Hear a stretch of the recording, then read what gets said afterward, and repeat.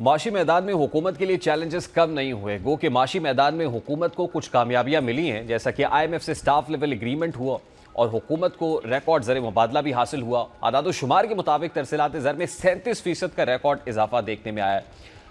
गुज़श्ता माह ओवरसीज़ पाकिस्तानियों ने $4 अरब से ज़ायद की तरसीलात ज़र भेजी हैं। रवा माली साल के 9 माह में हुकूमत को पहली बार $28 अरब की तरसीलात ज़र मौसूल हो चुकी हैं। मार्च 2024 के मुकाबले में मार्च 2025 में तरसीलात ज़र में 37% का इजाफा रिकॉर्ड किया गया है। अभी बैरून मुल्क पाकिस्तानियों का हुकूमत पर एतमाद का इजहार तो है और किसी हद तक हुकूमत के लिए भी इत्मीनान का बाइस है, लेकिन हुकूमत जो महंगाई के सिंगल डिजिट पे आने का दावा कर रही है, लेकिन अब यह खदशा जाहिर किया जा रहा है कि अफरात से सर उठाने वाला है। इस हवाले से governor state bank Jameel Ahmed कहते हैं कि रवा माह से महंगाई की शरह बढ़ने लग जाएगी। गवर्नर स्टेट बैंक ने इस मुताल्लिक क्या कहा है, जरा सबसे पहले वो स्टेटमेंट आपके सामने रखता है। इस वक्त सीनियर सहाफ़ी तज्ज़ियाकार सनाउल्लाह साहब हमारे साथ मौजूद है। अस्सलाम वालेकुम सनाउल्लाह साहब, बहुत बहुत शुक्रिया आपके वक्त के लिए। गवर्नर स्टेट बैंक का स्टेटमेंट आपने सुना कि रवा माह से महंगाई बढ़ेगी, टेक ऑफ करेगी और फिर उसके बाद शायद स्टेबल हो जाएगी, जिसको वो 5 to 7% तक जो है फोरकास्ट कर रहा है। How do you see this? क्या आप ऐसा ही होने जा रहा है, क्योंकि ये जो प्राइसिंग मैकेनिज्म है अब ये स्टेट बैंक के कंट्रोल में? देखिए, स्टेट बैंक के कंट्रोल में तो नहीं है, लेकिन प्रॉब्लम ये है कि पाकिस्तानियों को जो चीज़ें बताई जाती हैं एक्चुअल जब ग्राउंड पे नहीं होती तो फिर लोग उस पर शक करते हैं। अब जिस तरह कहा जा रहा है कि 37 साल या 60 साल में पाकिस्तान में महंगाई कम तरीन सतह पर आई। बेसिकली महंगाई कम नहीं हुई, 1% भी कम नहीं हुई। बुनियादी तौर पर जो महंगाई के इजाफे की शरह थी वो बुनियादी तौर पर कम हुई है और उसकी वजह आपको पता है, IMF प्रोग्राम से डिमांड्स को स्क्यूज कर दिया गया है और जो परचेजिंग पावर है वो ख़त्म कर दी गई है। जो इकानमी है उसको कूल डाउन कर दिया गया है, बल्कि मैं कहता हूँ फ्रीजर में डाल दिया गया है। और उसी तरीके से इकानमी में डिमांड कम होने से इन्फ्लेशन जिस रफ्तार से बढ़ रही थी, अब उसको वो रफ्तार कम हो गई है।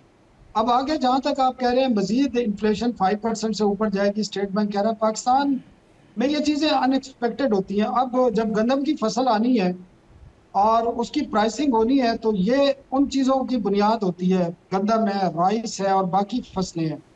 इसके साथ साथ अगर जो फिस्कल पॉलिसी है, जिस तरह मॉनेटरी पॉलिसी और फिस्कल पॉलिसी है, उसको नरम करते हैं और इंटरेस्ट रेट मजीद कम करते हैं और वो जो 10% से नीचे आ जाता है, तो फिर इकानमी आपकी जो वो कोल्ड फ्रीज में रखी हुई है उससे निकलना शुरू होगी। और जब उससे निकलना शुरू होगी तो फिर डिमांड बढ़ेगी तो इन्फ्लेशन फिर ऑटोमेटिक बढ़ेगी। तो गवर्नर स्टेट बैंक बिल्कुल सही कह रहे हैं कि इन्फ्लेशन में इजाफा हो सकता है। ठीक, और बेस्ड अपॉन मतलब आप इंडिकेटर्स देख रहे हैं और फिर जाहिर है स्टेट बैंक का जो है, अगर इसके अंदर मैंने प्राइसिंग मैकेनिज्म में कहा कि कंट्रोल में रेगुलेटर तो है किसी तरह से, यानी अगर आप देख रहे हैं कि इंटरेस्ट रेट जो है वो मैनिपुलेट होगा या कम आएगा, मजीद सिंगल डिजिट में आ जाएगा, और कितनी देर में आप ऐसा होता हुआ देख रहे हैं? देखिए, ये तो फाइनेंस मिनिस्टर भी कह चुके हैं कि इंटरेस्ट रेट मजीद कम होगा और इंटरेस्ट रेट आपको पता लिंक होता है इन्फ्लेशन के साथ। जब इन्फ्लेशन आपकी 5.4% पे है इन 8-9 माह के दौरान और जो मंथली है वो तो 0.7% पे आ गई है, तो उससे आप अंदाजा कर लें कि अब आपके पास रास्ता कोई नहीं है इंटरेस्ट रेट कम करने के अलावा। अभी जो भी इंटरेस्ट रेट है वो इन्फ्लेशन से मुताबिकत जो है नहीं रखता। उसको अगर दुनिया में आप देखें, जो इकानमी के असूल है, अगर किसी मुल्क में इन्फ्लेशन 1% है तो इंटरेस्ट रेट 1.5% होगा, 10% नहीं होगा। यहाँ मसला ये है कि यहाँ पर निज़ाम इस वक्त जो है पूरा IMF के फ्रेमवर्क में आप चल रही हैं, आप उससे निकल नहीं सकते। आपने जो भी करना है, आगे कदम उठाना है, कोई भी पॉलिसी डिसीजन करना है, वो आपको IMF से अप्रूवल लेनी पड़ेगी, IMF को कन्विंस करना पड़ेगा। तो IMF की पॉलिसी के मुताबिक ये सारी चीजें चल रही हैं और इसमें जब आप इकानमी को खोलना शुरू करेंगे, जब आपके इंडिकेटर बेहतर हो गए, आपके रिजर्व बेहतर हो गए, आपकी इन्फ्लेशन कम है, आपका बजट डेफिसिट आपका बहुत कम है, इस वक्त ना होने के बराबर है, तो इन सारी चीजों को इंटरेस्ट रेट से एक और फायदा जो हुआ है कम होने से, आपकी जो इंटरेस्ट पेमेंट है जो 8,000 अरब रुपए से ज्यादा थी इस साल, उसमें तकरीबन 2,000 अरब का आपको बेनिफिट होगा। तो वो 2,000 अरब रुपए जब आपकी इकानमी में जाएगा तो डिमांड बढ़ेगी तो इन्फ्लेशन होगी। ठीक, यानी अल्टीमेटली जो आप कह रहे हैं कि इकोनॉमी कोल्ड फ्रीज में रखी हुई थी, ये भी एक कॉन्शियस अटेम्प्ट थी, और अब अगर जाहिर है वो मेल्ट डाउन होगी तो ये भी एक कॉन्शियस अटेम्प्ट होगी और अल्टीमेटली जो है ये इसका कंट्रोल जो है वो कहीं ना कहीं हमारे पास है, और आप देखते हैं कि मस्बत इकदाम होगा ये, इससे कोई बड़ा हिट नहीं होगा एक कॉमनर को? देखिए, मैं समझता हूँ कि मुल्क इस तरीके से, मेरी अपनी जाती राय है, इस तरीके से नहीं चलती। ये 25 करोड़ लोगों का मुल्क है, ये कोई कंपनी नहीं है, इसको कंपनी की तरह चलाया जा रहा है। और जब आपके मुल्क के फाइनेंस मिनिस्टर बैंकर होंगे या चार्टर्ड अकाउंटेंट होंगे, तो फिर वो इसी तरीके से बैलेंस शीट को देखकर इकानमी को चलाया जाएगा, जो अभी भी चलाया जा रहा है, पहले भी चलाया जाता रहा इसी तरीके से। इसमें आपको रिफॉर्म्स इकानमी की जरूरत है, और वो एक पॉलिटिकल जो विजन रखने वाला शख्स है। जब तक मैं जितने मैंने फाइनेंस मिनिस्टर गुजारे 30 साल में, उसका नतीजा मुझे ये लिख रहा है कि इस मुल्क में वजारत खजाना एक पॉलिटिकल विजन रखने वाले को देनी पड़ेगी।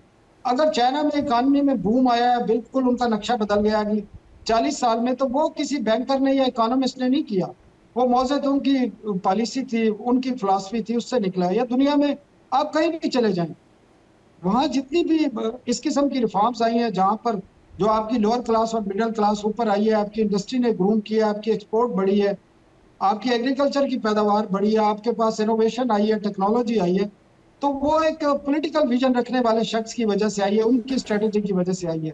किसी बैंकर या इकोनॉमिस्ट ने ये नहीं किया। बैंकर और इकोनॉमिस्ट कंपनियां चला सकते हैं, मुल्क नहीं चला सकते।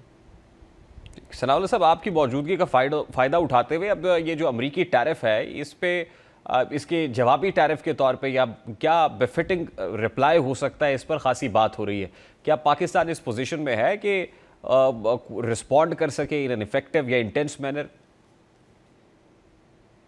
नहीं, बिल्कुल नहीं है पाकिस्तान उस पोजीशन में, और वजीर खजाना कह चुके हैं कि हम कोई रिस्पॉन्ड नहीं करेंगे। ये तो बड़ा क्लियर कट है, पाकिस्तान के बड़े इंटरेस्ट हैं इस वक्त। अमेरिका को पाकिस्तान नाराज नहीं कर सकता, बहुत सारी चीजें हैं, ये रीजनल और पॉलिटिकल जो सिचुएशन है उससे मुताबिकत रखते हैं। लेकिन मैंने इस पर बाकायदा जो वजीर तजारत है उनसे बात की तफसीली इस पर ना, आज से 2-3 रोज कबल। तो उन्होंने एक बात तो बात की कि फिलहाल तो ये 90 दिन के लिए डेफर हुआ है। पाकिस्तान अपने डेलीगेशन भेज रहा है, जिसमें प्राइवेट सेक्टर के भी लोग हैं, जिसमें वज़रा भी शामिल होंगे, जिसमें ब्यूरोक्रेसी भी शामिल होगी, जिसमें फॉरेन ऑफिस के लोग होंगे। तो मैंने उनसे पूछा कि आप करेंगे क्या? उन्होंने ये कहा है कि हम डिमांड ये करेंगे कि आपने जो टैरिफ लगाया है, या तो वो मुकम्मल ख़त्म करें, और उसके बदले पाकिस्तान उनको कुछ देने के लिए तैयार है, जिसमें ये हो सकता है कि पाकिस्तान उनको मिनरल्स में उनकी इन्वेस्टमेंट को एक्सेप्ट करे। इसके साथ साथ उनके लिए जो उनकी बात सेंसिटिव प्रोडक्ट है, उनके लिए ड्यूटियां कम कर दे, जिसमें जो मेन चीज़ है वो खाम तेल है। अमेरिका ये चाहता है कि एशिया के ममालिक, जिसमें पाकिस्तान भी है, वो मिडल ईस्ट से तेल लेते रहे, लेकिन उसका कुछ हिस्सा अमेरिका से भी इंपोर्ट करें। अमेरिका में भी तेल के बहुत बड़े ज़खायर हैं, खासकर शैल गैस के और तेल के। तो वो तमाम चीज़ें देखते हुए ये नज़र आ रहा है कि पाकिस्तान जब डेलीगेशन जाएगा तो ये पाकिस्तान कुछ देगा भी सही और कुछ डिमांड भी करेगा। आपको लगता है कि ये डिप्लोमेटिकली हल हो जाएगा, since we have less than 90 days time left now? मुझे तो लगता है कि ये जो ट्रम्प का प्लान है वो ही फ्लॉप हो जाएगा, जो नजर आ रहा है। और आप इसको देख रहे हैं, वो रोजाना यू टर्न लेते हैं, कभी वो उसको जारी रखने की बात करते हैं, कभी डफर कर देते हैं। तो बहुत सारी चीजें हैं उनके अभी भी, जो आपको पता है, उनका 1-2 रोज कबल वो जो दिमागी मुआयना है वो भी डॉक्टरों ने किया है कि शायद इनके दिमाग में तो कोई खलल नहीं है। तो इस तरह की सिचुएशन है, मुझे नहीं लगता कि ये सूरत हाल इस तरह सस्टेन करेगी। बहुत शुक्रिया सनाउल्लाह साहब आपके वक्त के लिए। सीनियर साहब सनाउल्लाह साहब हमारे साथ मौजूद थे। एक ब्रेक लेते हैं, ब्रेक के बाद वापस आएंगे, गज़ा का रुख करेंगे, वहाँ पर फ़लस्तीनी किस कर्ब से गुजर रहे हैं